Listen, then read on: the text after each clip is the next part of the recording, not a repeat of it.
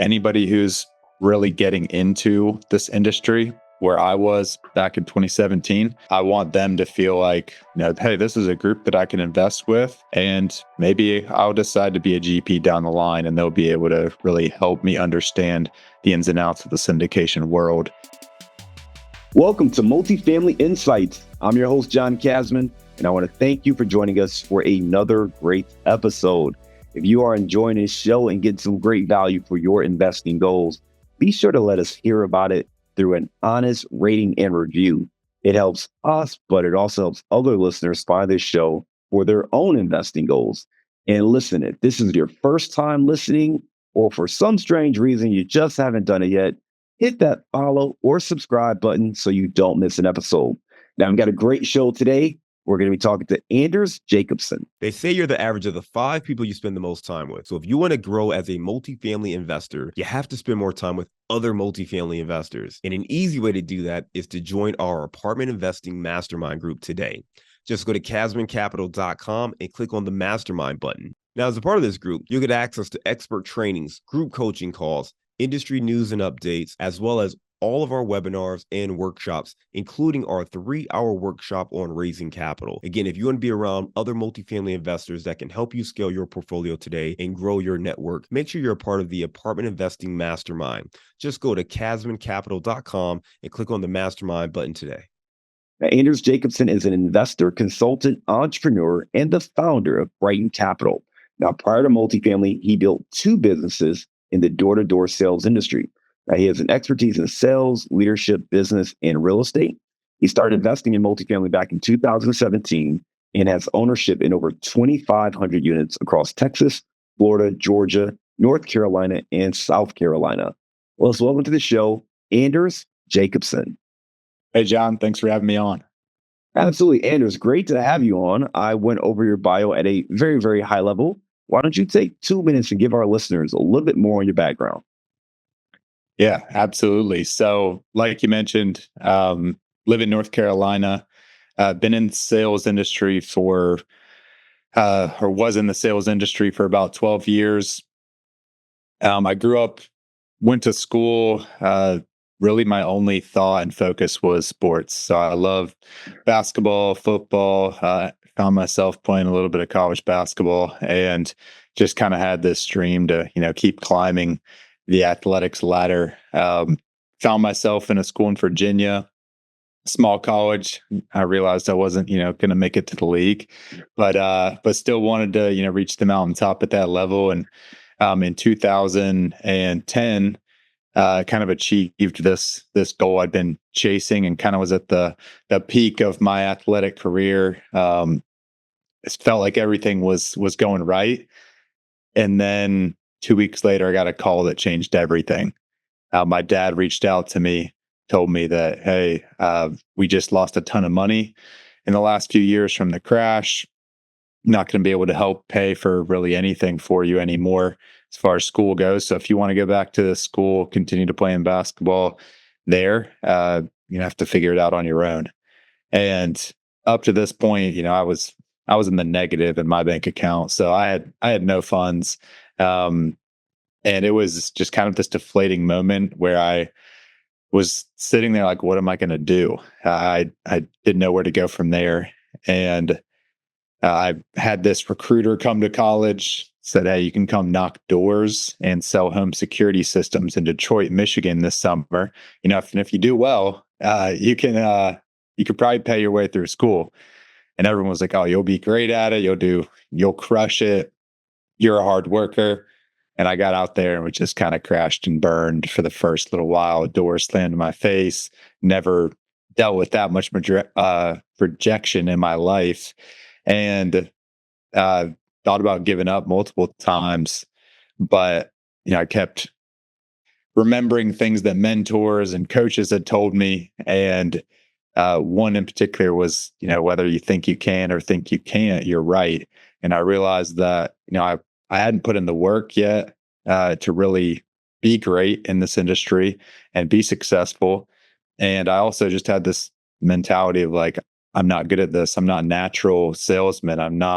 I I've never knocked on a random person's door in my life and tried to sell them something. So I had these kind of limiting beliefs, and I shifted those, um, and really went to work and ended up being the top salesman, rookie salesman that summer.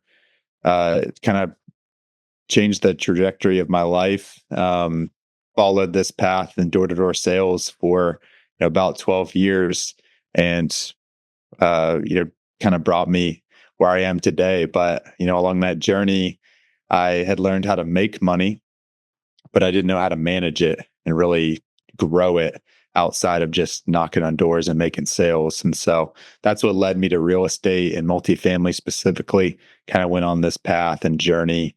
Uh, Read tons of books, listened to podcasts, went to events, did everything I possibly could to figure out how to make my money work for me. And yeah, long story short, that's what led me to multifamily and helped me grow my portfolio to where I am today. Anders, I appreciate you sharing that. You talked about growing up having this, this fondness of sports, being athletic, competing at high levels, getting into college, doing the same thing, and then getting that call from your dad saying, "Hey, financially we're strapped, man. You're gonna have to figure this out on your own." And you ended up taking that job, going door to door in Detroit, and struggled initially to figure out how to be successful, and really realized you had to change your mindset. And ultimately, you made that change, got some success, and that led you down the path to say, all right, now I'm starting to make some money. How do I manage this thing better? And ultimately, you got introduced to real estate. Talk to me more about that introduction to real estate. As you were doing that research, what was it about real estate that caught your attention? And what strategy did you use starting out? Yeah, that's a great question. So, like I said, I was making pretty good money. And all I'd ever heard growing up, and when I thought of investing, I just thought stocks. You got to invest in the stock market. And that's what everybody that was around me was doing and talking about at that point in my life. And so I was just trying to, play that game, figure out which stock to invest in, what was the right one, which one was, up and coming and would give me the best return.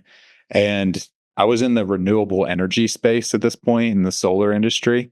And there was the largest company in the world at the time in the residential solar space, and everyone was talking about how that was the stock to invest in. It's going to skyrocket. They're making these moves where it's it would be a great return on your investment. So we put being the savvy investor that I was, put about a fourth of our income in this one stock, and it went bankrupt. The owners of the company were crooked, were doctoring the books, made everything look better than it was, and it really just imploded. And so I was newly married at the time. My wife is a saint, luckily, and didn't leave me after that. But learned some really, really hard lessons, and that's what made me realize, like, I need to find a different vehicle than the stock market, because I don't have the time, I don't have the energy to be researching the market and these stocks, and I don't know who's running the company. At the end of the day, a tweet sent out by a CEO can make a stock drop 10%. Like, it's not the game I wanted to play, but I didn't know where to go necessarily. And so I started reaching out to, people that I knew. I started reading lots of books, and kind of the one common denominator from these books, podcasts, mentors, that I continue to, get was real estate and multifamily real estate in particular. And so as I dove in and started educating myself more, I really started to feel like, okay, this is the path that I want to follow. This is what feels right to me, feels, the most reliable, and, what the best way, in my opinion, to build long-term wealth for, me and my family. And so that's what led me there. And I started out because I was running business at the time. I didn't have the know-how to, go out and just start buying apartments myself. And so I invested passively for the first few years, just as a limited partner and, syndications. And that was great for me. I invested with uh, groups that I was able to, get a look behind the curtain. They were very transparent, great communication. They wanted to kind of show me the ins and outs of, what they were doing to manage the asset. And I was able to learn a lot during that time. And then I slowly started to, try my hand in smaller properties and, be more hands-on with fix and flips. Did a couple smaller rental deals, bought a couple Airbnbs, and that's how I kind of got started. But ultimately decided to, focus on multifamily and the larger properties, for a handful of reasons. And I appreciate you sharing that, right? Just that I can only imagine what that must have felt like making money. You're hearing everybody talk about this hot stock, and you're like, all right, yep, I understand this space a little bit. The stock seems well positioned. Great. Let's go ahead and invest a lot of money here. You mentioned a quarter of your income went into that. You don't have to share the exact number, but could you give our listeners just a ballpark? Are we talking like 10K, six figures? How much did you have invested in that stock roughly? Yeah, it wasn't six figures, luckily. But it was five. It was a pretty high amount. Got it. And it was, more money than I have ever, had ever lost at that point, and still one of the highest amounts I've ever lost in my life, which it just kind of made me sick, hard to sleep at night for a while. Especially newly married. I mean, we've been married for less than a year, so it was a tough pill to swallow, and a good lesson that I learned early on, though. And I feel like it, although it was hard to learn that lesson, it kind of shaped a lot of my life and, financial, moves from there. I think the thing that's so helpful, and one, I appreciate you sharing that for our listeners, right? Because it's always tough to go through those losses, but we also have to learn from them, right? It's a saying I like to tell my kids is you either win or you learn, or you get feedback, right? And sometimes we just have to take the feedback. And what you did was said, listen, I don't know who the CEO is, right? I mean, I'm looking at tweets, and stocks can be manipulated by demand in the market or what someone's going to comment, all these kind of things. And you felt that out of all your research, the books, the podcast, talking to other investors, you realize, hey, real estate has a more solid foundation. Obviously, there's lots of different real estate strategies. You decided to start with passively investing in apartment syndications. And then from there, you start to kind of scale and dip and dab into other things. And the thing that you said that I really like is you said you started off passively, but you invested with groups that were very transparent. They were clear communicators. So you got a chance to really learn. So beyond just putting your money to work, you got a chance to grow as an investor, which made you more comfortable, doing your own deals, buying some rentals, flipping some houses, getting into some Airbnbs, and then ultimately getting more actively getting more active in the apartment side yourself. And I go back to, the access and communication. I know one big difference for those folks who are in stocks is like, you can't typically just reach out to the CEOs of these companies and, hey, what's going on? I saw the latest report. Tell me more about your company and what you're like. No, they're not taking your phone call, right? But with departments, you can typically reach out to those principals and say, hey, I'm looking to invest. I want to talk to the principals. I want to learn more about, your background, the way you view things, and get a feel for who they are as leaders. And I think that's huge, right? As when you're trying to grow as an investor, and especially with a situation where there literally was fraud that was taking place, that's something you want to make sure you can get more comfortable with, right? It's really understanding the people behind these decisions so you can understand that direction. Can you talk to me about how that experience, both with the stocks as well as with your initial LP investments, has informed your approach as a GP on the investing side? Yeah, definitely. So to your point, I realized on the stock market, I can't talk to these people. And I don't, I mean, you hope when you invest in a company or a stock that they have good morals or they're doing the right things, but you really just don't know. For I mean, most of the time. And then on the real estate investing side, I would say it's a big red flag if the GPs wouldn't talk to me directly. At least at this point. Early on, I may not have, realized that or even knew, because they, when you see somebody who's buying thousands of apartments or even hundreds, you might think like, wow, their status is so high.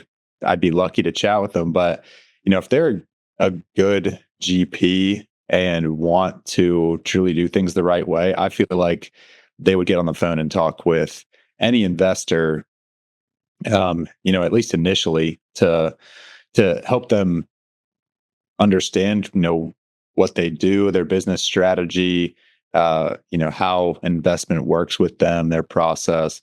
Because my goal as a GP now is to have repeat investors over and over. I don't want an investor to invest in me one time, and then never see him again or never have them invest because things went poorly or we didn't communicate the right way. And so when I began investing as an LP, I kind of had this long-term vision and long-term goal to become a GP and be investing in real estate long-term. And at the time, early on, I was running, my solar business and was still pretty busy and didn't have the time and energy at that point. But I wanted to start vetting out these GPs and see which groups that I would potentially want to partner with and work with long-term and who would be open to that. And so that's what I started to do. These groups that I invested with early on, I was really vetting them out, seeing, were there was their underwriting sound? Were their projections conservative or aggressive? What did their communication look like? And that's really shaped how me and the groups that I've partnered with since becoming a GP, how we operate, because I want to be as transparent as we possibly can. I want to, over communicate with our investors and want to open the curtain. Anybody who's really getting into this industry, where I was back in 2017, I want them to feel like, hey, this is a group that I can invest with. And maybe I'll decide to be a GP down the line and they'll be able to really help me understand the ins and outs of the syndication world. And then also just be, honest and upfront about, everything, the good and the bad, what's going on. So hopefully that answers the question, but that's really how it's shaped where I, have operated as a GP. Yeah, and I think it's helpful too because many of our listeners are, either passive right now and maybe looking to do what you did and become active, or just want to stay passive, or they're already active and they're trying to figure out, all right, well, how do I raise more capital? How do I grow my investor database? Right? What do I do to stand out and to let people know that I'm a great person to work with? As you think about the questions you mentioned, is there underwriting conservative and other questions that you look for? How do you address that, right? Like, how do you determine, or what process have you developed to decide whether or not, someone is, aggressive or they're a good communicator or they're ultimately a good general partner to work with?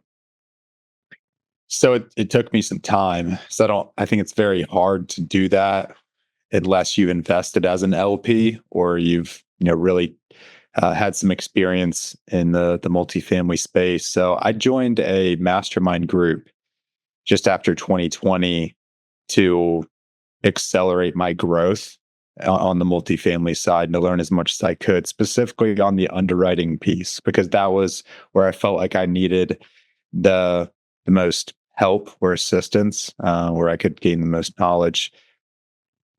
The Hey, the and side, I lost your video. It just went out. hang on one sec. Audio's still there, but I lost your video. How's that? My back. You're back. There you go. Okay, that was weird. Sorry about that. But I'll kind of try to restart there. Yep. So where was I? You were talking about joining the mastermind group W with underwriting. Yes. Yep. So the underwriting piece was where I really felt like I needed the most help and the most work. When I'd done, fix and flips or smaller rentals, the math was really easy. You buy a property, you know what the ARV is, you know what the cost is for renovations. Boom, you can knock them out. But on these larger properties, when you're dealing with 100 plus units, there's a lot more factors and a lot more pieces involved with the underwriting. And I didn't feel confident in that, really even know where to start. And so I joined this mastermind group, learned a ton there, kind of, got what I was looking for, but also met a lot of great people who had experience in the space that really helped me grow, because I found pretty quickly that in these larger properties, it's not a one man job. You have a whole team of partners that they all divide and conquer. And that was huge for me to learn that. And so, um, yeah, really that was the knowledge and what I needed to continue to grow in this space. And I would say for people just starting out, make sure you have a little bit of an understanding of the underwriting, because when somebody reaches out and says, "Hey, why are you buying this property?" or what do you like about this property? We'll send them our underwriting and say, "Look, here it is. These are, our assumptions. This is what we factored in the underwriting. If you disagree with any of it, please, let me know. I'm happy to explain why we did that the way we did." What we saw over the last few years that has caused, huge problems for many groups is that, their assumptions and their underwriting were way off. They factored in 5-10+% rent growth per year in certain markets when, that's it's not realistic. And it's very easy for a new investor to, look at this slide deck. It looks pretty, it looks great. And these numbers that, they're going to get a 20-30% return per year. It's like, wow, that looks amazing. I'm going to invest with this group. But then when you actually dive into their underwriting, or you start asking questions, you realize pretty quickly, that's you would have all the stars would have to align for them to actually hit those numbers. And so those are the things I didn't know to look for early on, but from being around people who were experienced, joining a mastermind and really gaining more knowledge, helped me understand what to look for. So hopefully that's helpful to some of your listeners who are, just getting started. These slide decks can all look good. If you just start looking at numbers, you can get sidetracked. But when you dive into it and start asking questions, the GPs and the managing partners are who truly are going to make a deal successful. So you want to know the people and, their business strategy and how they underwrite deals, if it's conservative or aggressive. I think there are three insights you gave, right? So one is making sure you reach out to these operators, right? Talk to the sponsors, make sure you have access. It's a red flag if they're not willing to talk to you, right? So make sure you're talking to them, get to know them, get a feel for who they are and how they operate. The second thing you talked about was for yourself. As you did those initial deals, you realized there were still some gaps. So you joined a mastermind to help you grow and to surround yourself with people who are more experienced, knew how to look at the underwriting and could help you. And then the third one here is the underwriting, right? Making sure you understand what you're looking at with these numbers, getting a better sense of the assumptions that are going into these underwriting models so that you can ask the appropriate questions to really gauge how much risk there might be in a deal. And to clarify, every investment has some level of risk, right? So that is, to be clear, I don't care the home run deal of the century, still has some level of risk that could happen to derail it. Yep. So it's not to say that, hey, everything is perfect, but you want to understand what that risk is. And then you need to kind of give a gauge of, well, how likely is this to happen? What happens if this happens, right? Do we have other ways that we can mitigate this deal? And that's what's going to make you a more savvy investor and allow you to take advantage of some of the deals and opportunities that are out there.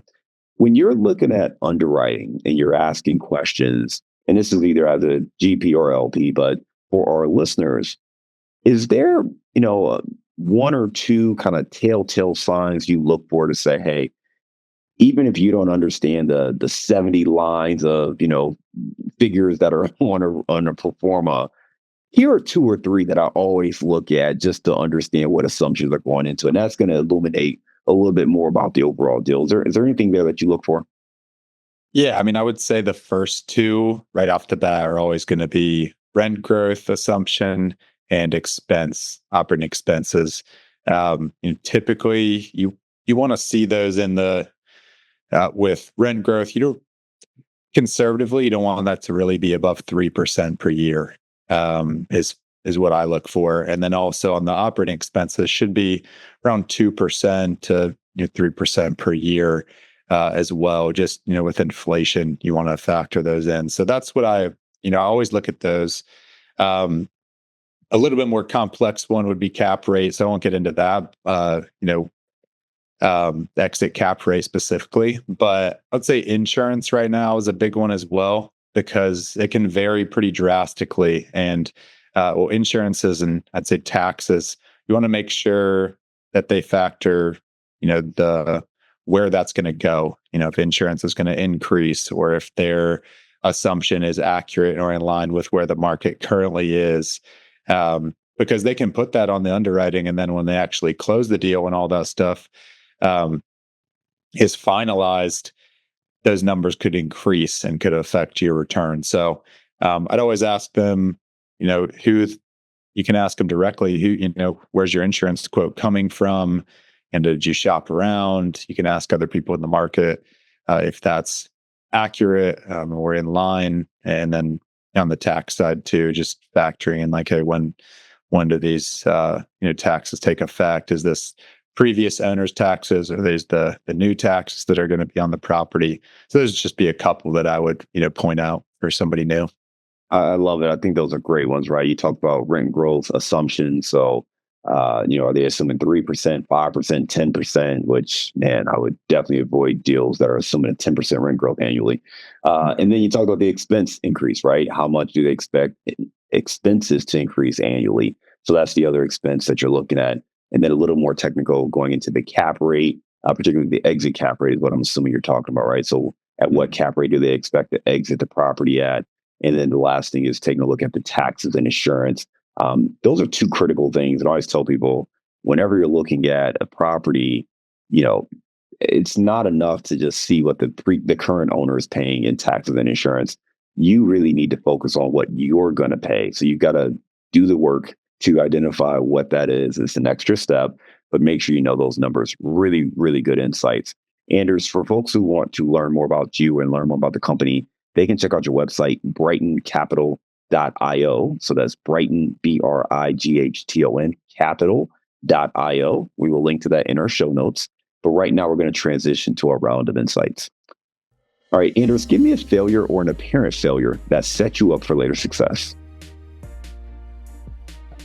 I mean, the stock market one, I'd say was a huge one. That set me up for success. I have tons of other failures, but I'd say that was one of the biggest ones that kind of changed where I went financially in my life. Yep. Give me a digital or mobile resource you recommend for our listeners. Podcasts. I mean, I listen to those in the car while I'm exercising. That's the way to go. Obviously, this podcast is great. There's so many out there, not just for real estate, but for business and life. But that's I live listening to podcasts and audiobooks too. Speaking of books, give me the book you've recommended or gifted the most in the last year. It's kind of a off, not specific to real estate, but the 4 Agreements. I think that is one of my favorite books and one that I've gifted a handful of times recently. Just so many great life lessons there, and I think it applies to really every aspect of life. Give me a daily habit that helps you stay focused on your goals. For me, it's exercise. I exercise every single day. Really brings clarity and gives me the energy that I need to pursue my goals. Give me your number one insight for scaling as a general partner.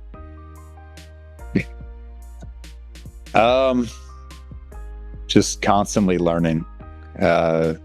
Always be learning, always continue to grow. Things are always changing in this industry and in the market, and you always have to be learning and growing, and never feel like you've you know enough, because if you do, you're moving backwards.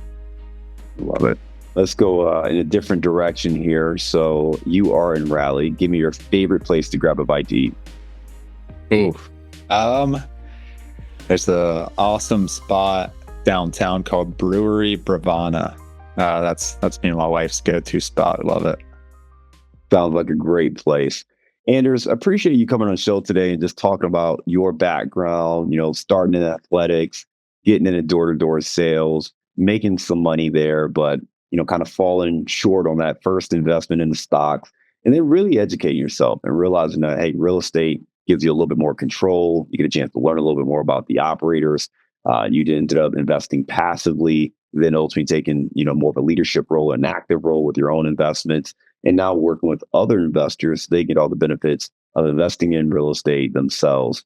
Again, for folks who want to learn more, they can check out your website, brightoncapital.io, which we will link to in our show notes. I want to thank you again for being a great guest and coming on Multifamily Insights. We look forward to staying in touch with you, and I hope you have a great day.